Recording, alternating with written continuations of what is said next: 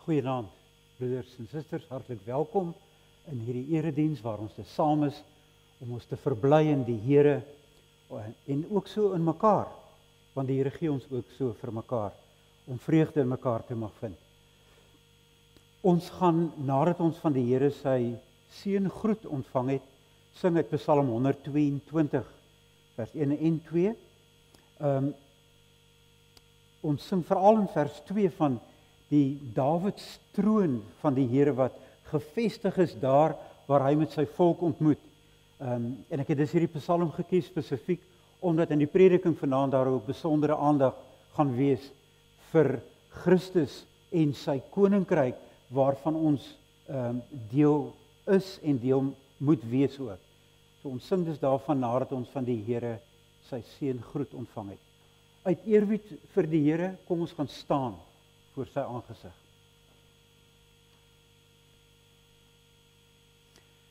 En dan bely ons saam ons afhanklikheid van die Here in hierdie woorde. Ons hulp is in die naam van die Here wat hemel en aarde gemaak het. Gemeente, genade vir julle en vrede van God ons Vader en die Here Jesus Christus deur die kragtige werk van sy Heilige Gees. Amen.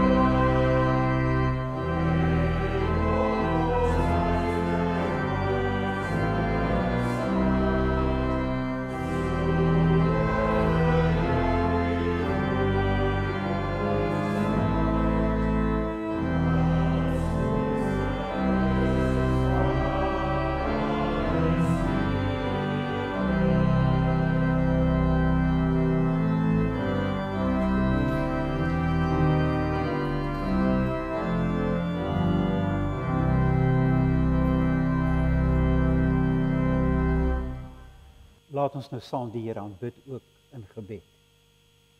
Ons verhef ons harte tot die Here wat troon in die hemel.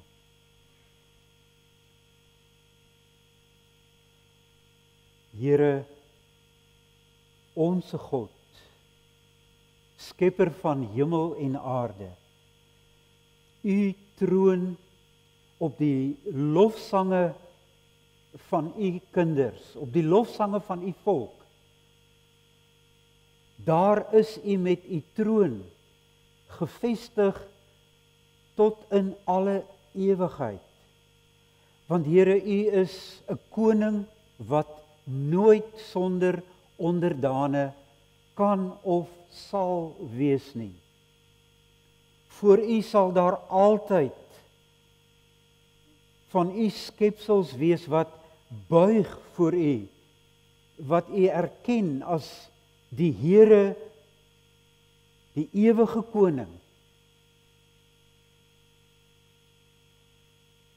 En Here, U het op 'n besondere manier U troon kom vestig onder mense waar die evangelie van ons Here en koning Jesus Christus verkondig word. Daar waar dit gehoor word, maar ook in geloof aanvaar word en waar ons saam ons onderwerp aan U heerskappy. Here, wil U ons hoor as ons vra dat U oor ons sal regeer met U ewige scepter, U o God en U gesalfde, U seun, die lam wat regeer. Here, wil U met die krag van die boodskap van U goedheid, U guns en U genade oor ons regeer. En maak ons gewillige onderdane deur die kragtige werk van die Gees wat van U o Vader uitgaan en van die Seun na ons, U kinders, na mense en na U skepping. En Here, laat U heerlikheid so oor U hele skepping, oor die hele kosmos geken en geëer en gevrees sal word. Here, wil U gee dat ons ook U stem mag hoor in die verkondiging van U betroubare woord. Spreek tot ons harte, tot die hart van U bruid. Om Christus ontwil bid ons dit. Amen.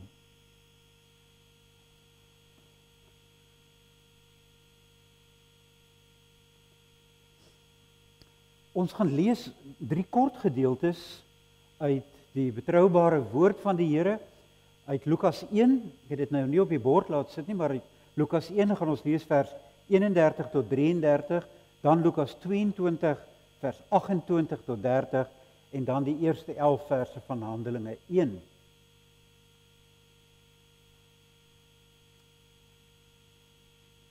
En Lukas 1 en Lukas 22 vorm natuurlik 'n heel duidelike agtergrond vir die verstaan van Handelinge.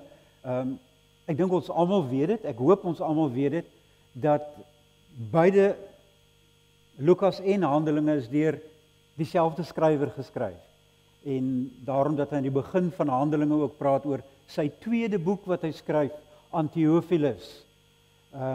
En dieselfde temas wat ons in Lukas kry, die loop eintlik dwars deur na Handelinge, so ons moet nie probeer om Handelinge te lees, eintlik sonder dat ons nie eers Lukas gelees het nie.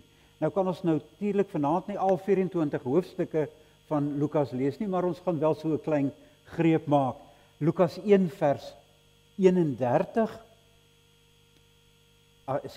Lukas 1 vanaf vers 31 tot 33, dis die aankondiging van die geboorte van Christus. Die engel sê toe vir haar, moenie bang wees nie Maria, want God bewys genade aan jou. Jy sal swanger word en 'n seun in die wêreld bring. En jy moet hom die naam Jesus gee. Hy sal groot wees en die seun van die Allerhoogste genoem word. Die Here God sal hom die troon van sy voorvader Dawid gee. En hy sal as koning oor die nageslag van Jakob heers tot in ewigheid. En aan sy koningskap sal daar geen einde wees nie. Hier hoor ons dus letterlik aan die begin van Lukas al hoe geweldig belangrik die hele tema van die koninkryk van God is. Koningskap wat na vore kom deur die persoon en die werk van ons Here Jesus. Dan uit Lukas 2 uit, op 'n heel besondere manier, trek Jesus dan sy disippels in by hierdie koningskap van hom wat duidelik word. Lukas 22, ons lees vanaf vers 28.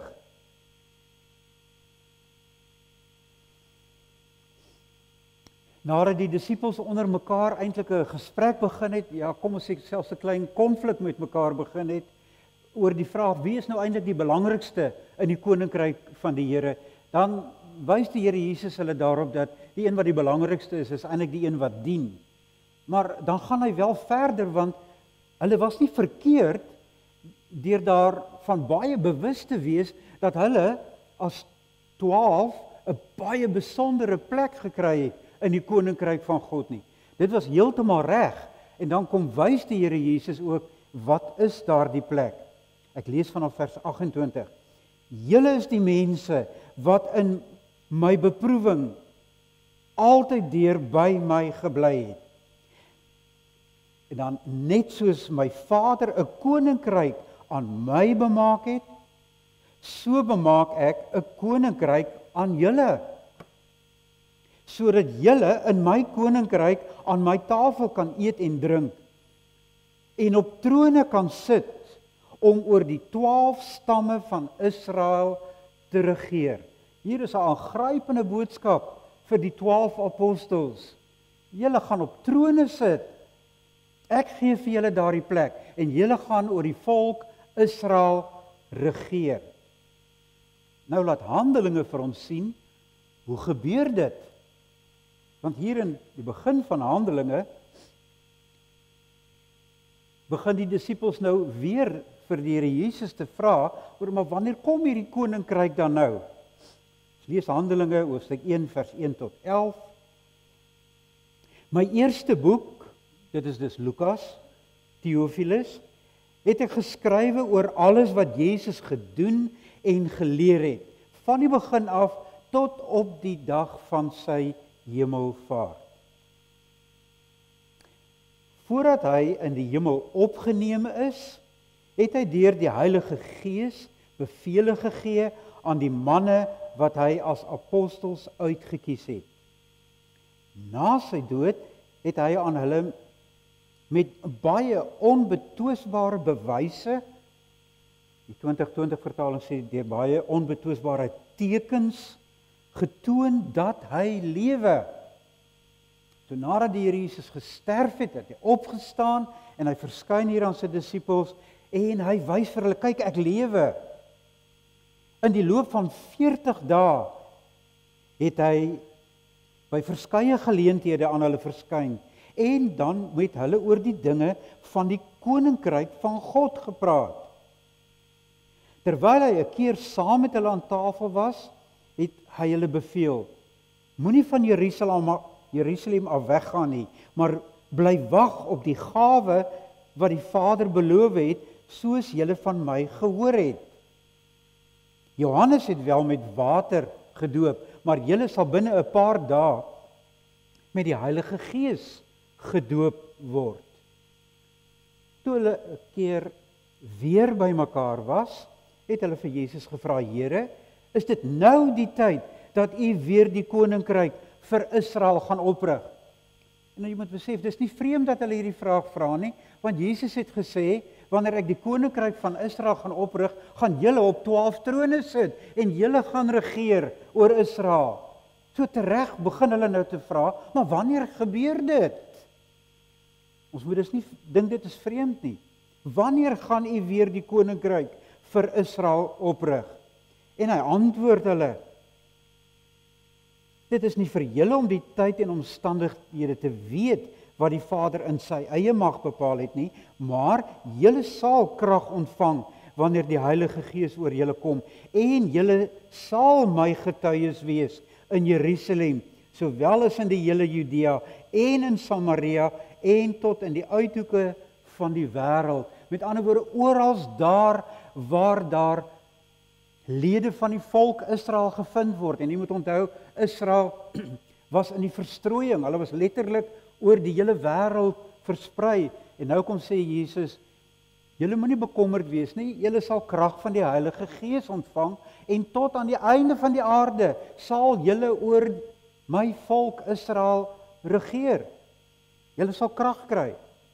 En nadat hy dit gesê het, is hy opgeneem terwyl hulle dit sien, en 'n wolk het hom weggeneem, sodat hulle hom nie langer kon sien nie. Terwyl hy weggaan, en hulle nog stip na die hemel kyk, het daar skielik 2 mans in wit klere by hulle gestaan. Die sê toe vir hulle, Galileërs, waarom staan julle so na die hemel en kyk? Ekskuus tog. Hierdie Jesus wat van julle af na die hemel toe opgeneem is, sal net so terugkom, soos julle hom na die hemel toe sien opgaan het. Tot daar dan die skriflesing, wat ons sing uit lied 582, ekskuus tog, 415, vers 1 tot 3.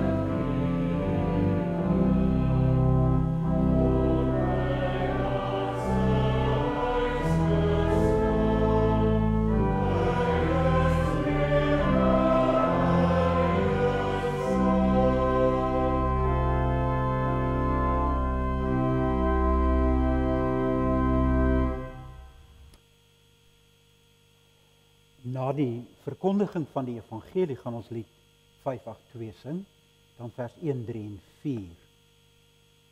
Die teksvers vir die prediking vandag, wat eintlik dan die kern van die boodskap eintlik geformuleer in vers 3.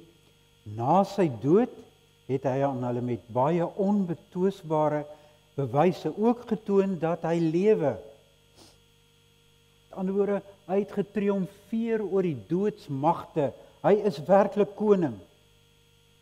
In die loop van 40 dae het hy by verskeie geleenthede aan hulle verskyn en met hulle oor die dinge van die koninkryk van God gepraat.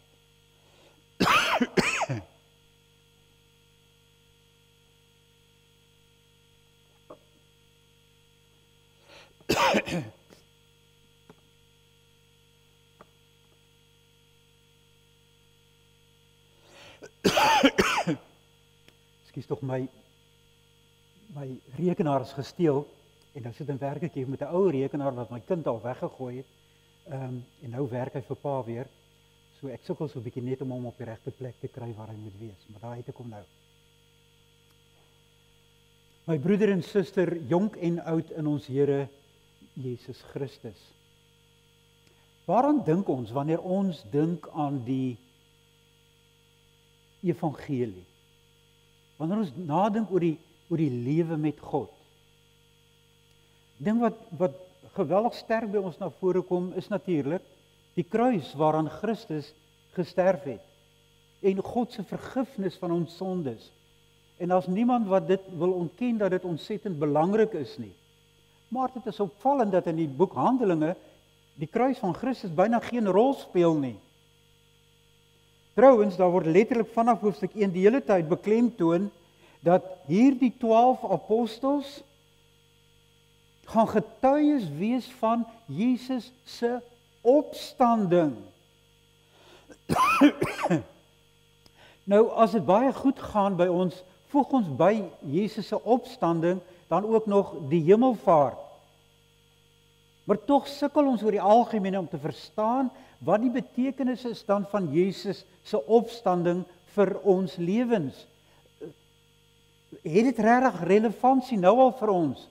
Wanneer ons by katekisasie goed opgelet het, dan het ons wel in die katekismes geleer dat Christus se opstanding onder andere ook vir ons die betekenis het dat ook ons eendag sal opstaan uit die dood uit. Maar dit is eendag. Dis wanneer ons by Christus se wederkoms ook weer sal opstaan. Maar intussen, vandag, het dit enige betekenis? En ek dink dit is hier waar ons te dikwels die sig verloor, wat die skrif wel baie duidelik gee op die betekenis van Christus se opstanding. En dit wat daarmee saamhang natuurlik, is die feit dat Jesus opgeneem word ook in die hemel as ons verteenwoordiger daar, dat hy nou op hierdie oomblik daar is. Maar ongelukkig dikwels verdwyn Jesus werklik vir ons so amper asof agter 'n wolk, soos wat ons hier gelees het, en hy verdwyn eintlik wanneer hy in die hemel opgeneem word, verdwyn hy eintlik so bietjie uit ons lewens. In elk geval die feit dat hy nou op die troon by die Vader vir ons is. Ja, hy maak 'n plek vir ons, vir eendag daar, maar nou werklik al betekenis vir ons. Dit kom nie altyd goed uit die verf uit nie, dit kom nie altyd goed mooi by ons na vore nie. Die hemel is iets wat byna buite ons verwysingsraamwerk te staan kom. Wat is die hemel dan nou eintlik? Waar is die hemel? Wat maak Jesus daar en wat gaan ons daar maak? En dan die koninkryk van die hemel. Met ander woorde, God se koninkryk is dan iets wat ook dikwels ewe ver weg lê van ons af. Dit pas nie heeltemal in ons verwysingsraamwerke nie. En tog leer die skrif ons dat die kruis sonder die opstanding en sonder die hemelvaart heeltemal betekenisloos is. As ons alleen maar net vashou aan die kruis, dan is ons geloof hopeloos, hulpeloos, sal Paulus sê. So skryf Paulus aan die gemeente in Korinthe tog daaroor in hoofstuk 15. Hy sê as Christus nie opgestaan het uit die dood nie, is ons geloof betekenisloos. As Christus nie opgewek is nie, is ons verkondiging sinloos. Dan is ook julle geloof sinloos. En tog bly ons dikwels maar net fokus op die kruis. Maar die apostel sou ook vir u kon sê, dat nog 'n dooie man aan 'n kruis in die eerste eeu red niemand nie. Want onder die Romeinse regering het daar baie mense, net soos Jesus, aan die kruis gesterf. Ons weet in elk geval baie goed van die ander 2 wat saam met Jesus gekruisig is. Dit op sig red niemand nie. Nie 'n dooie man aan 'n kruis nie. Maar hierdie verlosser wat dood was en lewe, wat sy plek gaan inneem het op die troon van God, dit is verlossing. Dit is die boodskap wat ons verkondig. Sonder die opstanding, sonder die hemelvaart, is die kruis betekenisloos. Want hierdie opstanding en die hemelvaart getuig daarvan dat die koninkryk van God 'n geweldige werklikheid is. Christus regeer oor alle bose magte. En dit word vir ons sigbaar deurdat hy sy plek op die troon in die hemel gaan inneem. Dat die Vader hom daarheen neem en vir hom kom sê, my seun, kom sit aan my regterhand. Kom heers oor al jou vyande. En daar moet ons oë gefokus wees. En daarom die tema van die preek vanaand formuleer ek as volg: ons word dus geroep om ook ons plek in die koninkryk van God en sy volk in te neem. Want die 2 dinge hang die hele tyd nou saam met mekaar. Die koninkryk van God en die volk van God. Waar sien ons die koninkryk van God en waar sien ons die volk van God? Die 2 dinge het alles met mekaar te doen. Gaan ons in die eerste plek dus sien dat die evangelie is 'n opstandingsboodskap. Dit is 'n boodskap wat aankondig Christus triomfeer oor alle magte, selfs die dood, wat vir 'n Israeliet beteken het die sterkste mag wat daar in die wêreld is, selfs die dood kon Jesus nie vashou nie. As hy die dood oorwin het, is daar geen ander mag wat hom kan vashou nie. Dis oorwin hy die dood, dan weet ons, alle magte is aan hom onderwerp. En daarom is die evangelie 'n opstandingsboodskap, 'n boodskap van oorwinning, 'n boodskap van triomf. Maar ook het dit te doen met die vraag, wie is die ware volk van God?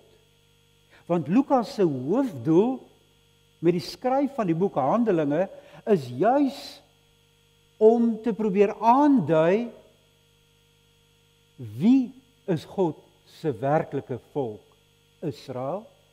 En waar kry ons hierdie volk Israel? Dis 'n vraag wat ons vanaand in ons harte moet vra. Is ons deel van Israel vandag? Of nie? Want as ons nie deel is van die Israel van God nie, het ons nie by hom 'n plek nie. Dan is ons buite sy koninkryk. Maar goed, ons moet dus baie duidelik verstaan, wat is hierdie Israel van God? Want oor daardie Israel, sê Jesus, gaan die 12 apostels regeer. Hulle gaan reg uitspreek oor die volk van God. Dit is ook opmerklik dat Lukas nooit die term kerk in Handelinge gebruik nie. Hy praat konstant die hele tyd van die volk van God. Waarom? Omdat die vraag wat hy wil beantwoord is die vraag, waar kry ons die werklike volk van God? Israel, as ons dit dan so wil noem. Maar jy moet onthou, Israel het in die tyd in 'n geweldige krisis gekom. Want net meer as 40 dae voor hierdie gesprek wat Jesus met sy disippels gehad het, het die volk ingestem tot die doodmaak van 'n man genaamd Jesus. Hy wat gebore is uit Maria, van wie God gesê het, hy sal op die troon van Dawid sit en hy sal regeer oor die volk van God en hy het 'n koninkryk wat tot in alle ewigheid is. Maar wat het Israel met hom gedoen? Wat het die Jode met hom gedoen? Hulle het hom verkwansel. Hierdie Jesus het daarop aanspraak gemaak deur alles wat hy onder hulle gedoen het, deur die siekes wat hy gesond gemaak het, deur die dowes wat hy laat hoor het, deur die blindes wat hy laat sien het, deur die krepeles wat hy laat loop het hy laat sien die genade heerskappy van God kom oor my volk Israel. So is sy geboorte mos ook aangekondig. Ons het dit gelees in Lukas 1.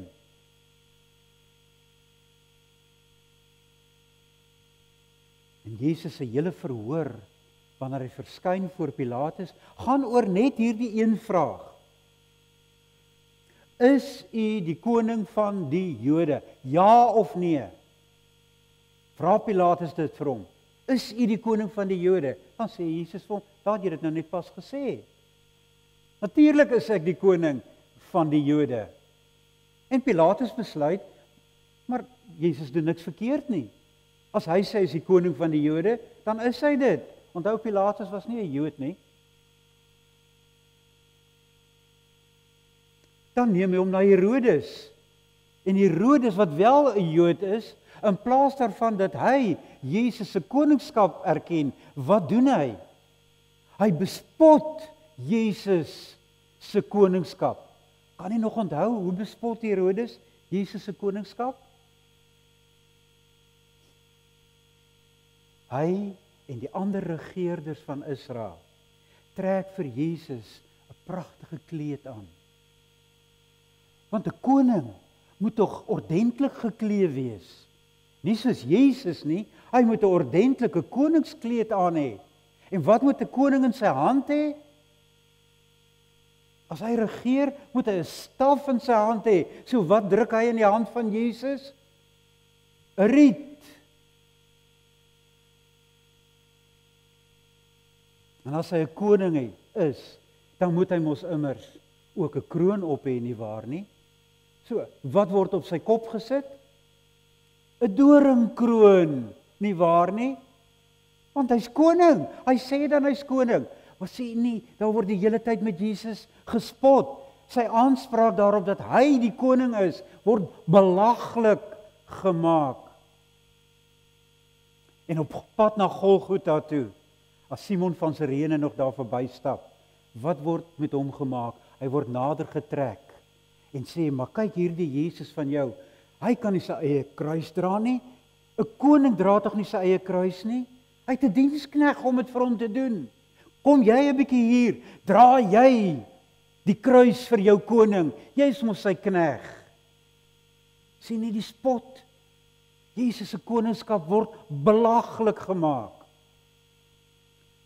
Maar terwyl die Jode so spot, sorg Pilatus daarvoor dat bo aan die kruis hierdie woorde staan.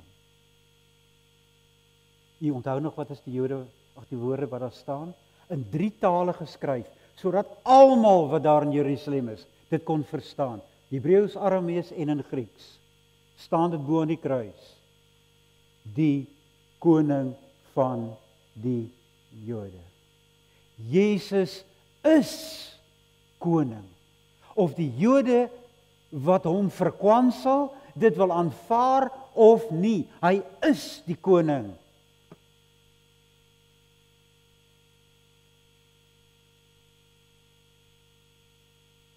En dan sterf Christus aan die kruis. Hierdie koning sterf inderdaad. Want so het hy vir sy disippels al gesê. In Lukas 22 sê dit baie duidelik al vir hulle selfs vroeër. Ek is onder julle soos een wat dien. My heerskappy is nie die van baas speel nie, maar is die van diensbaarheid. En dan gaan sterf hy, laat hy die magte van die bose heeltemal oor hom kom, maar wetende, hy gaan hulle oorwin. En dan gebeur wat nie eers Jesus se disippels verwag het nie. Want u sal onthou, hulle was verbaas toe Jesus opstaan. Ja, mense vermoor Jesus, maar die God van Israel wek Jesus op uit die dood. Ek weet nie of jy opgelet het nie, maar 2 keer in die gedeelte wat ons gelees het in Handelinge, word verwys na Christus se opstanding in die passiewe vorm. Met ander woorde nie, Jesus staan self op nie, maar daar staan tot 2 keer toe, Jesus word opgewek.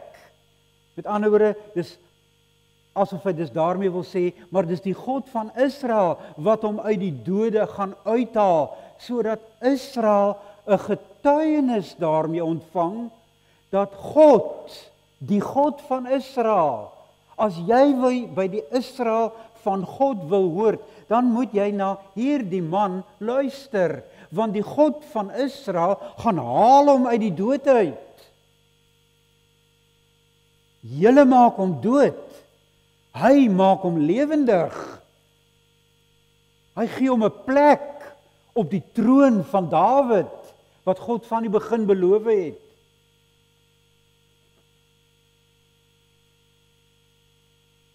En so hoor ons dwars deur die hele boek Handelinge. Dit is eintlik aangrypend om dit so in een keer deur te lees. Dwars deur Handelinge hoor ons gedurig hoe God, die God van Israel, sy gesalfde Jesus opgewek het uit die dood. En daarmee saam het hy vir Jesus opgeneem na die goddelike hemeltroon, waar hierdie Godman Jesus saam met God vanuit die allerheiligste regeer oor elke krag, oor elke mag, of dit in die hemel is en of dit op die aarde is. En so verskyn Jesus nou aan sy disippels. Dit is nou die 12 minus 1. Want die een is nie meer daar nie. En daarvan gaan ons, as die Here wil, komende Sondagoggend verder uit Handelinge 1, dan gaan ons verder uit Handelinge preek. So hulle is nou die 12 minus 1, maar vir 40 dae na Jesus se opstanding, kom Jesus elke nou en dan verskyn hy aan hulle. Hy word vir hulle sigbaar. En hy laat hulle sien, kyk, ek leef.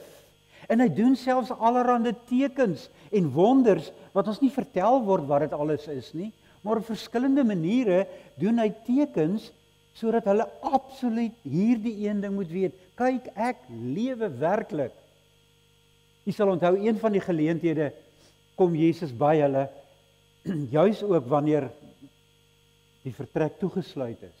En dan ewe skielik staan hy in hulle midde. En hulle dink dit is 'n spook. En dan sê Jesus, kom, vat aan my. Ek het 'n liggaam. Want Jesus is nie 'n spook nie. 'n Opgestaane liggaam is 'n liggaam. Dis nie 'n illusie nie.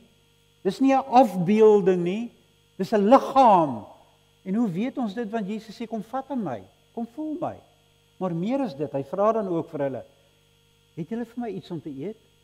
Dis een van die tekens wat hy vir hulle gedoen het. Het julle vir my iets om te eet? Want wat wil Jesus vir hulle laat sien? Dis werklik ek. Dis nie 'n illusie nie. Ek het nie maar net opgestaan in julle harte, soos wat moderne teoloë probeer sê, oor Jesus se opstanding nie. Ja, Jesus het opgestaan, maar hy het net in hulle harte opgestaan. Dis 'n illusie, dis 'n oortuiging wat hulle het. En Jesus sê, het julle nie vir my iets om te eet nie, dan gee hulle vir hom gebraaide vis. En dan eet Jesus 'n lekker stukkie snoek of wat dit dan ook al was. 'n hardertjie, of 'n elf, of 'n watse visie dan ook al. Daar eet Jesus dit. Hy's nie 'n illusie nie. Hy's nie 'n spook nie. Dis die mens wat onder hulle gelewe het, wat op 'n heel nuwe manier lewe, is 'n nuwe skepping van God. Hy leef. En wanneer hy so vir 40 dae by hulle is, dan praat hy natuurlik, of hy laat sien natuurlik dat hy opgestaan het uit die dood, dat hy lewend is. Maar wat gaan saam met hierdie ding, dat Jesus opgestaan het uit die dood? Ons lees in Handelinge, vir 40 dae praat hy met hulle oor die sake van die koninkryk van God met hulle. Want as Jesus opgestaan het uit die dood, beteken dit hy regeer, soos wat reeds vir Maria gesê is. Die een wat uit jou gebore gaan word, gaan regeer tot in alle ewigheid. En nou vertel Jesus vir hulle veel meer oor hierdie heerskappy van hom, oor die koninkryk van God.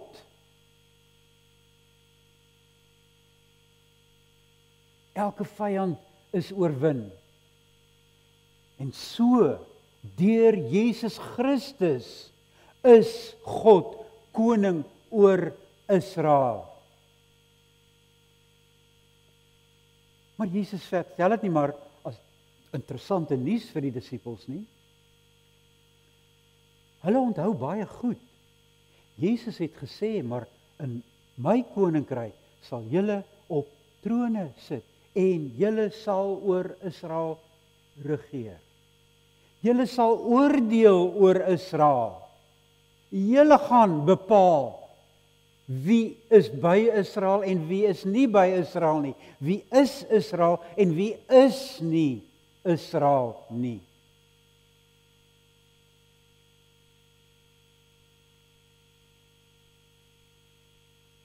Maar omdat hulle so 'n groot taak het, sê Jesus vir hulle, moenie weggaan van Jerusalem af nie. Bly net daar tot julle nou bekwaam gemaak word vir hierdie taak. En dan herinner Jesus hulle daaraan, Johannes het met water gedoop, maar julle gaan vanuit die hemel uit met die Gees gedoop moet word. En dit is heel belangrik, en ons het nie die tyd om in detail daarna te gaan kyk nie, maar het is opvallend dat wanneer Jesus sy eie koningskap begin aankondig in die begin van Lukas 2, dan lees ons uitdruklik dat Jesus is ook vervul met die Heilige Gees. En as sy disippels nou van hom moet getuig, dan gaan ook hulle onderdompel moet word in daardie Gees. Hulle gaan heeltemal deurdrenk moet wees deur die Gees van Christus. Daarom bly net in Jerusalem, want julle gaan krag ontvang vir hierdie taak om oor Israel te gaan oordeel. Dit die eerste punt, dan die tweede punt. Die evangelie bring dus mense in die koninkryk van die hemel. Die evangelie gaan nie net oor die hemel, die evangelie gaan nie net oor die koninkryk van die hemel nie, maar dit bring ook mense in daardie koninkryk in, op 'n heel besondere manier. Ek herinner jy dus weer daaraan, een van die vrae wat Lukas deur die boek Handelinge wil beantwoord, een van die belangrikste vrae is, wie is die ware volk van die Here? Wie is die ware Israel, oor wie hierdie seun van God regeer? Want dit is logies, die Jode maak daarop aanspraak. Ons is Israel. Ons wat in die tempel aanbid. Ons wat in die beloofde land woon. Ons is Israel. En tereg. Maar intussen het hulle die koning van God se koninkryk verwerp. En hulle het hom laat doodmaak. Is hulle dan die volk Israel? Of is Israel die wat hulle voeg by Jesus, die koning van die Jode? Wie is Israel? En dit wil Lukas nou deur die boek Handelinge laat duidelik word. En dit word duidelik op 'n heel besondere manier. Die antwoord van die boek Handelinge is ondubbelsinnig. Die volk van God word versamel onder die heerskappy van koning Jesus. As jy nie deel is van die koninkryk van God, wat gevind word by Jesus nie, want hy is die koning wat vir ewig koning sal wees. As jy nie by hom is nie, is jy nie deel van God se koninkryk nie, en per definisie ook nie deel van Israel meer nie. Jy was dalk, maar jy is dit nie meer nie. Want jy moet by die koning wees om by Israel te wees. Jy moet by die koning van Israel wees om 'n Israeliet in God se oë te wees. Die gelowige Jode wat hulle daarom kom stel onder die heerskappy van Christus, hulle is die ware Israel. So opvallend, broers en susters, gaan lees gerus maar weer, blaai sommer net daardeur en kyk u, en u sal duidelik sien dat daar word bitter min gehoor in die boek Handelinge van heidene wat tot geloof gekom het. Ja, ons hoor van hulle, maar ons moet ook heel versigtig wees. Die meeste van die heidene wat tot geloof kom, is eintlik nie heidene nie. Dis mense wat voorheen heidene was, maar wat intussen Jode genote geword het. Met ander woorde, dis mense uit die heidendom, maar wat intussen hulle kom skaar het by die God van Israel. Hulle was daarom ook mense wat in die wat in die diaspora was, maar in die versamelplek waar die Jode by mekaar kom. Help my asseblief nou, die sinagoge. Dankie. Nou net die woord vergeet op die oomblik. Dis hulle wat saam met die Jode in die sinagoge God aanbid het. Ja, hulle kom uit 'n heidense agtergrond, maar hulle identifiseer saam met Israel. En dan lees ons ook van hulle wat tot geloof kom. Miskien onthou jy nog die bekendste een, lees ons van in Handelinge 10. Wanneer Petrus die visioen gehad het van die rein en die onrein diere wat uit die hemel uit neergedaal het en God sê vir hom eet, dan staan daar 'n man by die deur, wanneer hy klaar die visioen gesien het, dan staan daar 'n Jode genoot onder by die deur wat sê kom in my huis. Voorheen sou Petrus dit nie gedoen het nie, want dit is 'n onrein man, hy kom uit 'n heidense agtergrond. En God het duidelik onderskeid kom maak tussen rein en onrein, tussen Jood en nie Jood. Maar hierdie man is juis een wat hom kom identifiseer met God se volk. En nou sê God, is hy dus heilig? En dan gaan Petrus in sy huis en hy verkondig aan hom die evangelie. En dan gebeur daar in die man se huis, Cornelius is sy naam, gebeur daar in Cornelius se huis, wat ook in Jerusalem gebeur het, op Pinksterdag. Dan word die Gees van God ook op Jode genote uitgestort.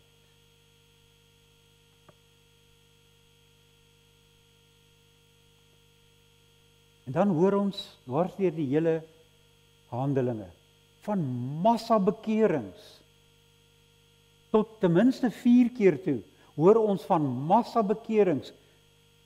En wie is dit wat elke keer tot bekering kom? Hierdie groot massas? Was dit heidene? Nee. Dink maar op Pinksterdag.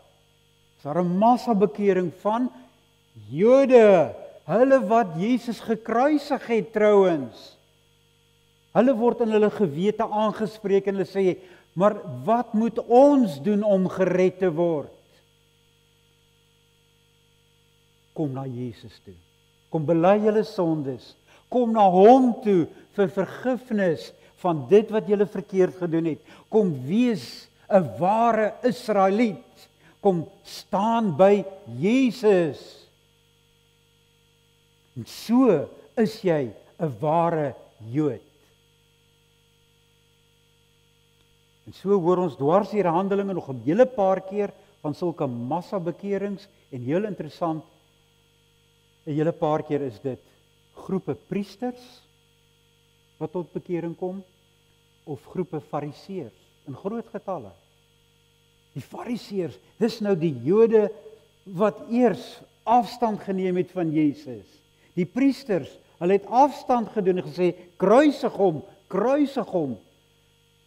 Maar deur die verkondiging van die evangelie, begin hulle te besef, ons moet as ons ware Jode wil wees, moet ons by Jesus wees.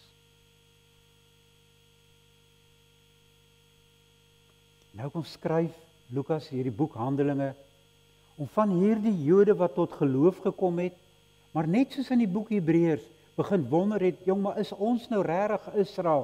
Hoort ons nie tog maar by die tempel in Jerusalem nie? Moet ons nie tog maar weer gaan besny nie? Moet ons nie tog maar weer al die wette van Moses gaan onderhou nie? En ons sien hoe deur Handelinge al daardie vraagstukke ter sprake kom. En dan word vir hulle gewys, die ware Jood, die ware Israeliet, is die een wat in geloof vashou aan Christus, wat heerskappy uitvoer oor alle bose magte. Nou kom vra die disippels vir Jesus, Here, gaan U in hierdie tyd weer die koninkryk vir Israel oprig? U is tog die koning, U het opgestaan uit die dood. Gaan U nou hier die koninkryk vir Israel oprig? En Jesus sê, nee, dis nie vir julle om dit te bepaal nie. En dan wat gebeur? Net nadat Jesus dit vir hulle gesê het, wat gebeur met Jesus? Op daardie oomblik besluit die Vader om iets te doen.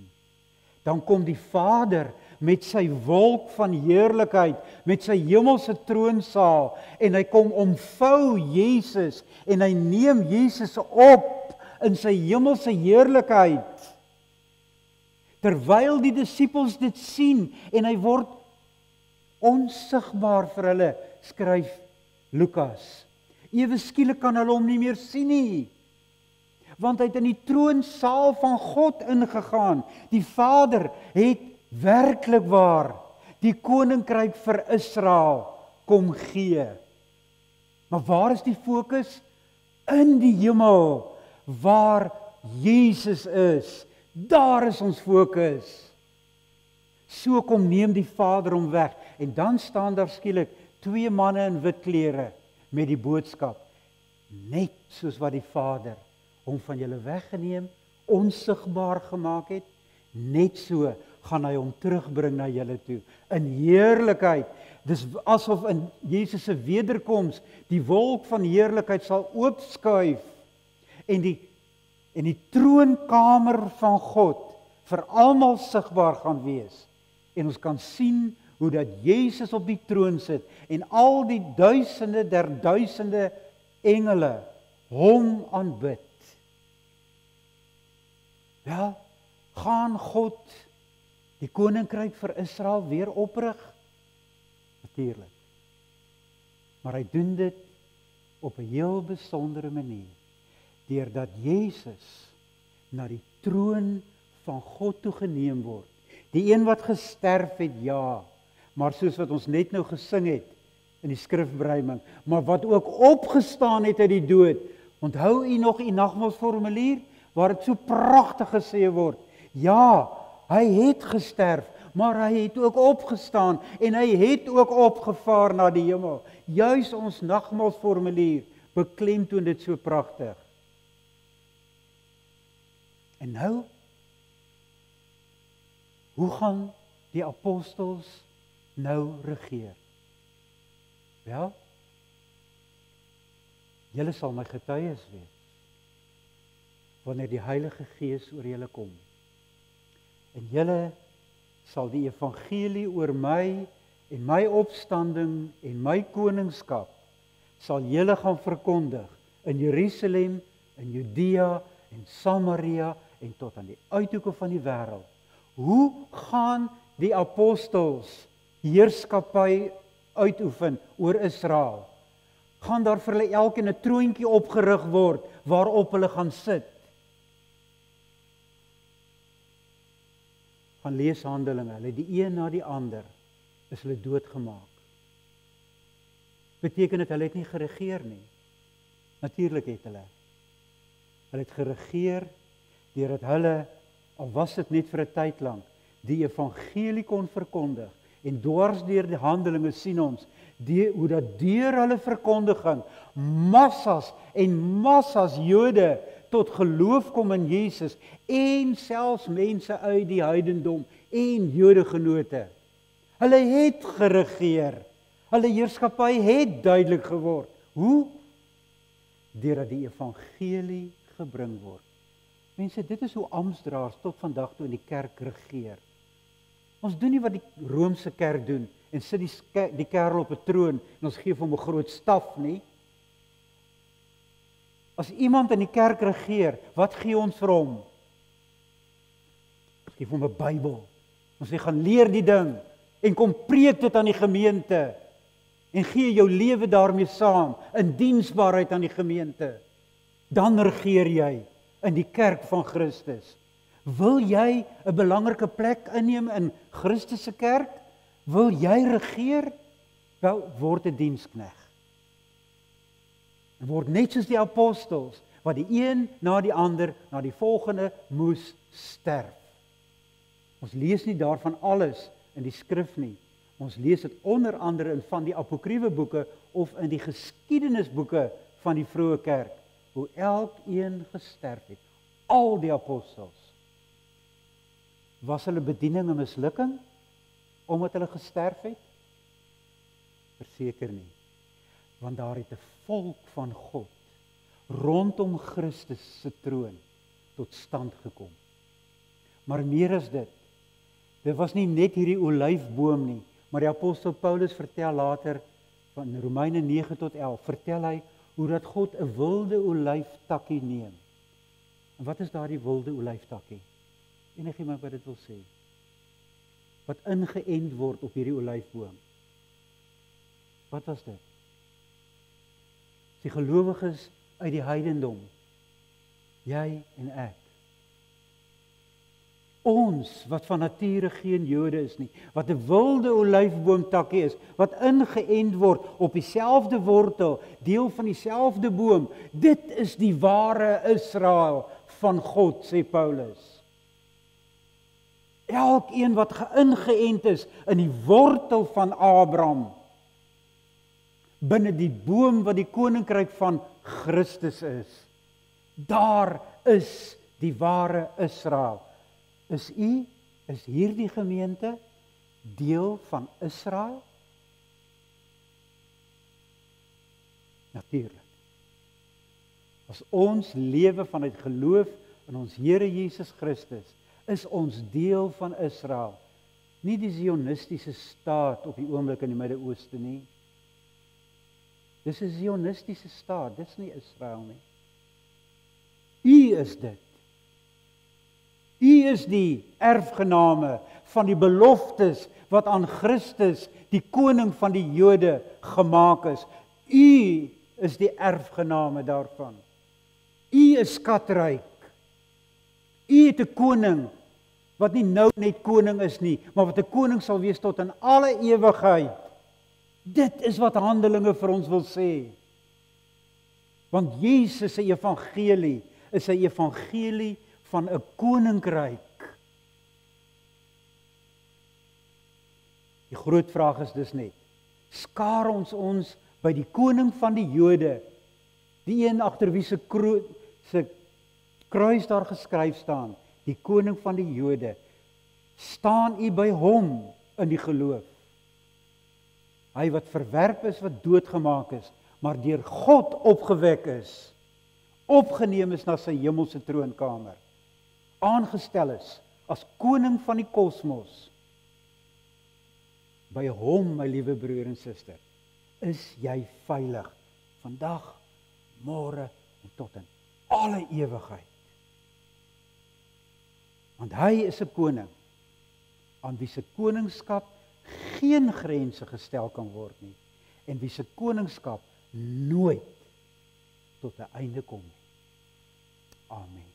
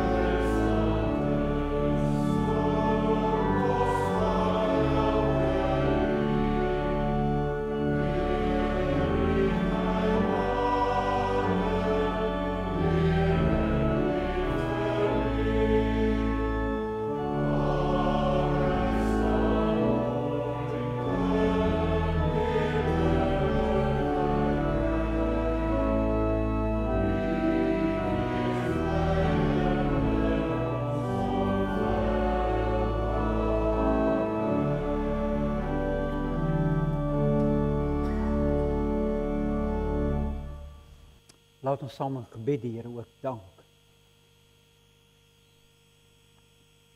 Liefdevolle God en Vader, waar is daar ooit 'n beter lig te kry as by U, wat die ware lig in U Seun is?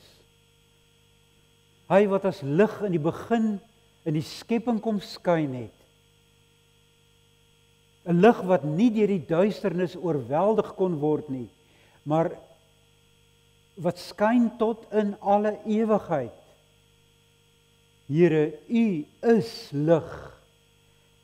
En by U is daar gemeenskap met U, as ons in U lig kom lewe.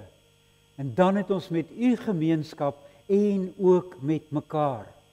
Dan kan ons ook in U lig in verwondering raak oor mekaar. Dan kan ons na mekaar kyk, wat andersins vir ons so vol gebreke is, kan ons sien in U lig as mense wat 'n hemelse geskenk is van U. En Here, leer ons daarom ook om so na mekaar te kyk in die lig wat van U afstraal voort oor ons. Help ons, Here, dat ons mekaar kan sien as mense aan wie U 'n plek gegee het in U koninkryk, in U heerskappy oor elke bose mag en krag, selfs die dood. Dankie, Here, dat U vir ons deel kom maak van 'n nuwe skepping, dat ons mag weet dat elkeen wat in Christus Jesus is 'n nuwe skepsel. Het deel kom kry aan daardie skepping wat begin het met Christus se opstanding uit die magte van die dood. Laat ons so met U lewe in vrymoedigheid as konings wat diensbaar is, nou op die aarde. Hoor ons in Jesus, ons koning, se wonderlike naam. Amen. Laat ons dan nog staande en as afsluiting sing Psalm 150 se 2 verse.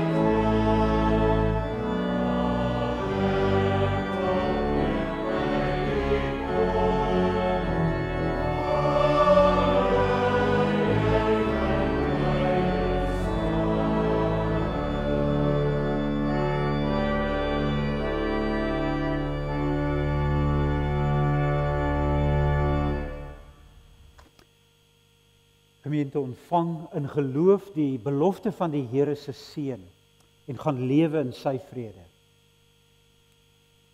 Die Here sal julle seën en julle beskerm. Die Here sal tot julle redding verskyn. Hy sal julle genadig wees. Die Here sal julle gebede verhoor en aan julle vrede gee.